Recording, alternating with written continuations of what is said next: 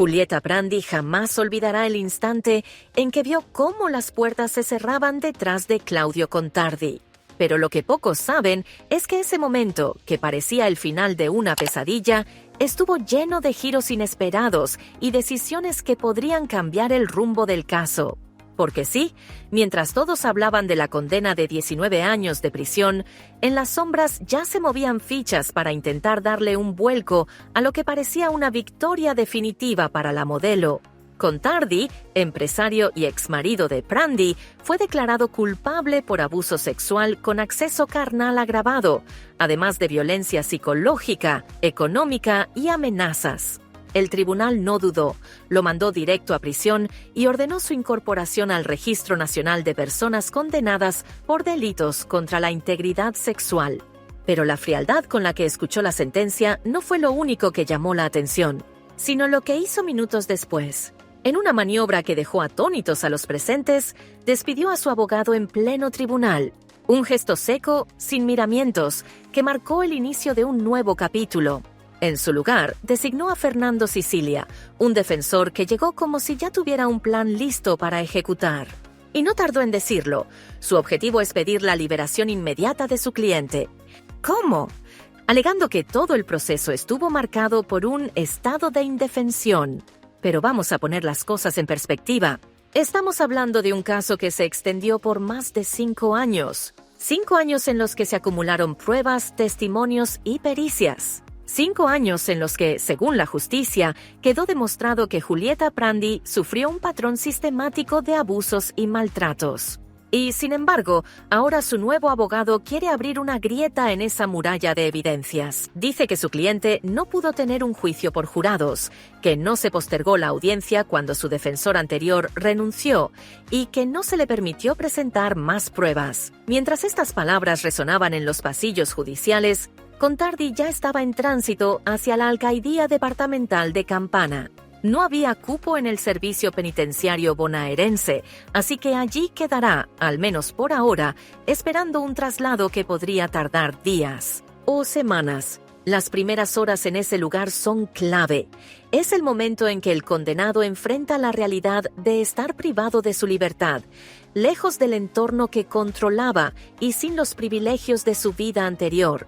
Pero volvamos a Julieta. La actriz y conductora no estuvo presente en la sala cuando se leyó la sentencia. Llegó minutos después y se encontró con un torbellino de emociones. La tensión acumulada durante años explotó de golpe. Se desplomó, lloró desconsoladamente y tuvo que recibir asistencia médica. No era solo el alivio de ver a su agresor condenado, era también el peso de todo lo vivido, de cada audiencia, de cada vez que sintió que la justicia se le escapaba de las manos. Una vez recuperada, Prandi habló. Lo hizo con la voz de alguien que ha peleado demasiado tiempo. Hoy puedo empezar a vivir. Ya no tengo que mirar hacia atrás para ver si me siguen. Esto marca un antes y un después. Y en esas frases dejó claro que esta no era solo su victoria personal, sino también un mensaje para quienes aún están en silencio. Denunciar es posible, aunque el camino sea largo y doloroso. El tribunal fue contundente en su fallo. El daño a la salud mental de la víctima fue grave, reiterado y planificado. No se trató de un episodio aislado, sino de un patrón de control y sometimiento. Por eso la condena fue alta y por eso se ordenó su detención inmediata. Sin embargo, la estrategia de su nuevo abogado amenaza con encender un nuevo conflicto. Porque si logra convencer a un juez de que hubo fallas procesales, Contardi podría recuperar la libertad, al menos de forma temporal. Ese es quizás el punto que más indigna a quienes siguen de cerca el caso. Después de tantos años de lucha, después de un juicio en el que se expusieron pruebas demoledoras, la idea de que el condenado vuelva a su casa con una tobillera electrónica y la promesa de no fugarse suena como un golpe bajo. Y más aún cuando el propio letrado plantea que podría convivir con su actual esposa y su hija menor. Mientras tanto, en Campana, la imagen de Contardi esposado y escoltado por policías circula como símbolo de justicia para unos y como una oportunidad de revancha para otros.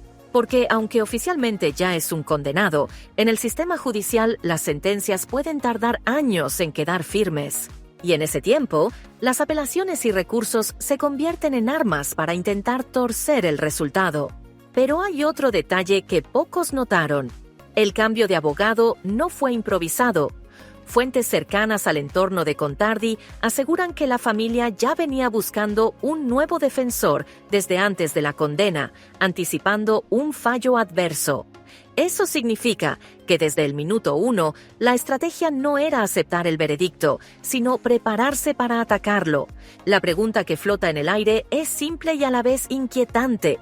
¿Puede un hombre condenado por abuso sexual agravado eludir la cárcel gracias a tecnicismos legales?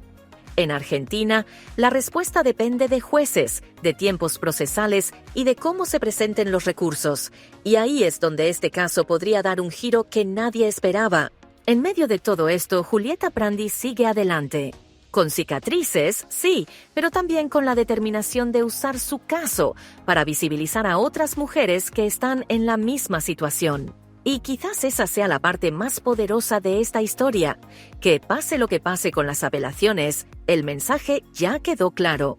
Hay momentos en que el silencio se rompe, y cuando eso sucede, incluso el poder y el dinero pueden terminar tras las rejas.